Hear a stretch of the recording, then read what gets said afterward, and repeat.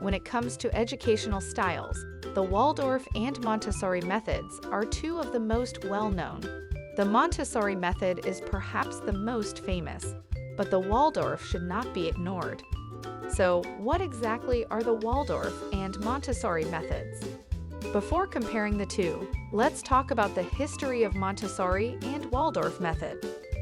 The Montessori method was developed by Maria Montessori in the 1900s. Montessori was an Italian physician, educator, and philosopher, while the Waldorf method was developed by Rudolf Steiner, who was an Austrian philosopher who developed his theories and pedagogy in the 19th century. The Montessori method was developed through intellectual thought and philosophy, and also through scientific observation. This allowed Montessori to test her theories and develop a method of education that was based on her scientific findings. On the other hand, the Waldorf method does not have the same scientific origins as the Montessori method. While seemingly similar to the Montessori method, the Waldorf method has a focus on the spiritual rather than the scientific. In a Montessori preschool, there are 4 distinct learning areas. First, we have practical life. This helps children work on their fine and gross motor skills by cutting, pasting, painting, stirring, and pouring. Second is the sensorial. This is when children work with materials to learn shape, form, sound, feel, and color. Third, language and reading. This is very important for children to learn.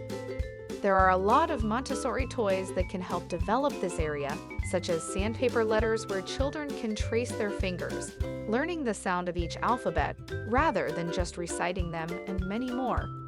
And the last is math. This is where children learn by working with manipulatives such as beads or sticks to count. The Montessori method reduces the students' contact with technology to such an extent that their toys are usually made from natural materials. The preferred method is usually wood instead of plastic or metal. In Waldorf schools, children are grouped in 3 cycles of 7-year stages, and the students remain with the same teacher from the 1st grade up to the 8th. Waldorf focuses on imaginary play and learning through imitation and doing before the age of 7. Fostering the youth's imagination is a priority because it is believed that this will lay the groundwork needed for later academic subjects. Nonetheless, Waldorf curriculum is rich with activities in oral, language, music, and more. The Waldorf teacher plays a big role. They initiate and direct the learning, playing the role of performer, and creates a learning environment that brings a sense of harmony and spirituality to the classroom. So to summarize, the Waldorf and Montessori methods have a great number of similarities, but their important differences are primarily rooted in their origins. The Montessori method was developed through rigorous scientific study, whereas the Waldorf method has less scientific origins.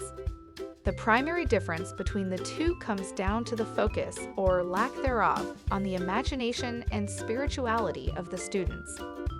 The Montessori method actively discourages children from pretend play, whereas the Waldorf method encourages children to develop their sense of self through imagination and a connection with their perception of spirituality.